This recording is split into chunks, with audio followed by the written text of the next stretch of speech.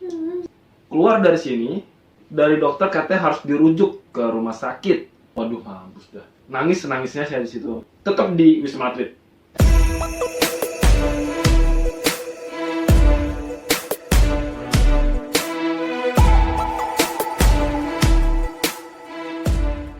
Hai guys. Halo semuanya.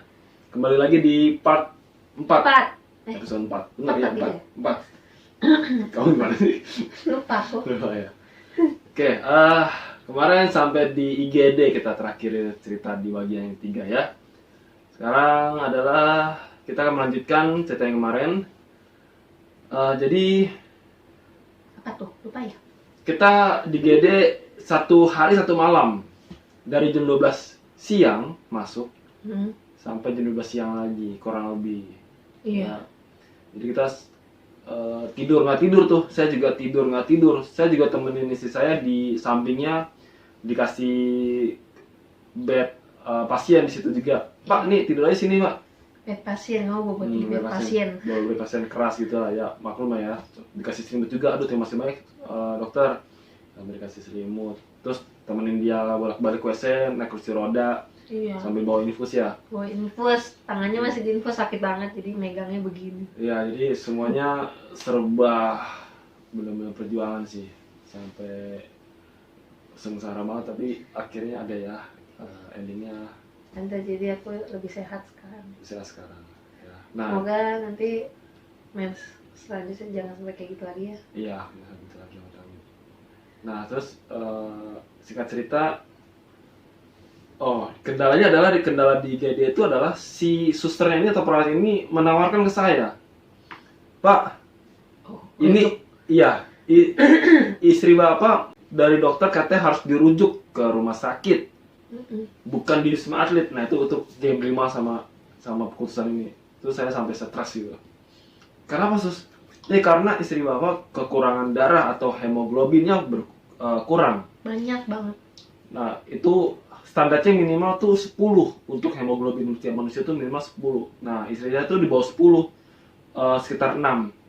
Jauh kan dari 10. Itu jauh banget. Itu harus dirujuk ke rumah sakit untuk transfusi darah. Nggak bisa di sini. Di sini katanya nggak ada yang transfusi. Di sini cuma untuk COVID dan yang ringan-ringan saja. Iya. Nah, terus saya tanya, kalau dirujuk bagaimana sus? Kalau dirujuk otomatis keluar dari sini, lalu masuk ke rumah sakit yang akan dirujuk tadi. Iya. Terus biaya gimana bro? Biaya sendiri atau biaya pemerintah? Kalau kayak itu biasanya biaya sendiri. Waduh, mampus dah. Enggak ada.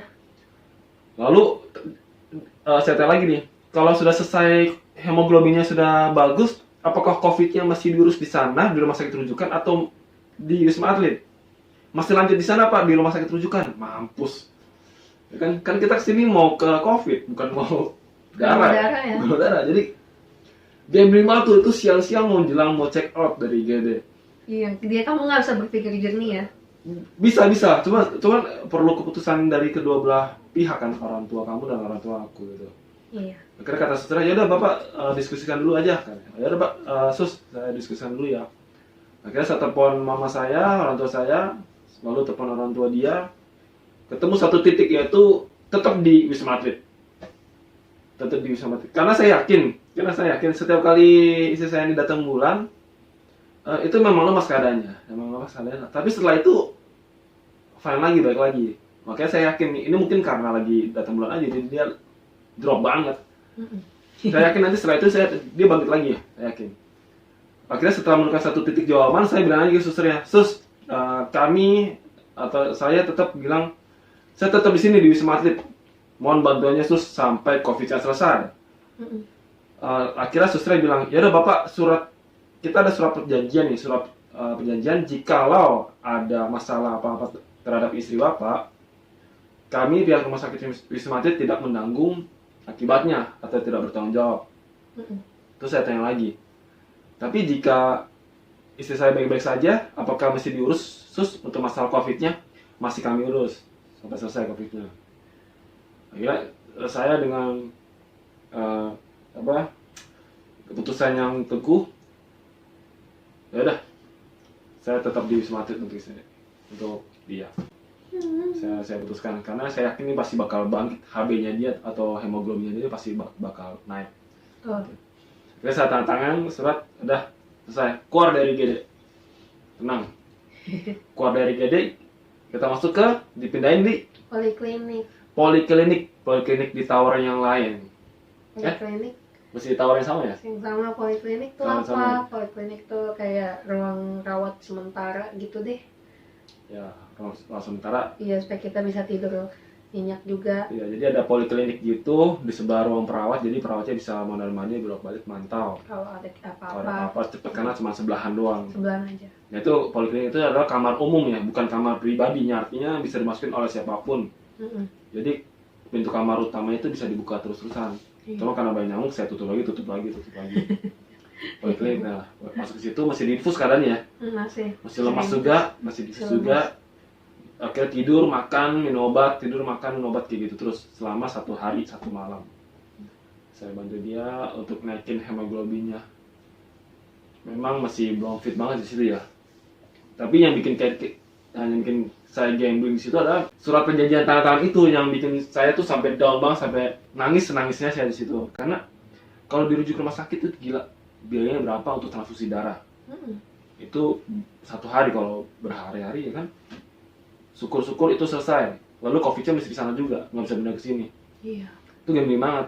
Akhirnya saya putusin, kan gua kesini karena kita berdua di sini adalah untuk menyembuhkan COVID, bukan darah. Ibarat kata, saya bilang gini ke susternya, terus untuk masalah darah itu nanti kita berdua deh yang tanggung setelah COVID ini berakhir. Setelah kita keluar dari Wisma Atlet, baru kita urus darahnya. Darah. Jadi tolong sus, kami memberanikan diri untuk lanjut di sini, supaya tapi dengan harapan suster dan perawat dokter di sini masih mengurusi kita, merawat kita sampai bisa selesai. Gitu. Nanti setelah selesai baru deh kita yang urus sendiri masalah darah dia. Gitu. Iya. Akhirnya susternya ya udah, ini Pak tangan dulu ya, selesai tangan. Terus ya. Paling untuk episode kali ini itu saja yang membuat kita tuh jadi kayak unek-uneknya tuh, gila, ini gila banget. Itu karena nggak mudah. Mungkin secara lisan di sini kita cerita biasa aja, tapi pada saat kejadian itu wow, sampai tumpah darah, sampai nangis-nangisan. Nangis mulu ya kita. Kamu nangis, aku pun nangis. Saya makan juga nggak nafsu, cuman karena perlu minum obat jadi saya makan dulu seadanya, baru minum obat. Sampai ngantuk-ngantuk karena obat itu berat banget, bisa kebawa tidur terus. Itu sih. Ya kamu apa lagi namanya? Udah sih, paling itu aja. Ya itu sih. Udah diceritain semua sama kamu. Itu semua ya. Oke, ujung-ujungnya adalah ending dari episode kali ini adalah dia masuk ke poliklinik yang berseberangan dengan kamar perawat biar bisa dipantau terus-menerus. Selama 1 hari 1 malam tinggal di situ, keadaannya masih lemas, masih diinfus juga. Seperti itu ya. Oke, kata penutup. Teman-teman, makasih udah nonton, udah dukung channel Kenny Bonbon. Jangan lupa like, komen, dan subscribe. Subscribe di bawah sisir. Terima kasih buat semuanya. Salam sehat buat semuanya. Salam sehat. Bye. Dadah.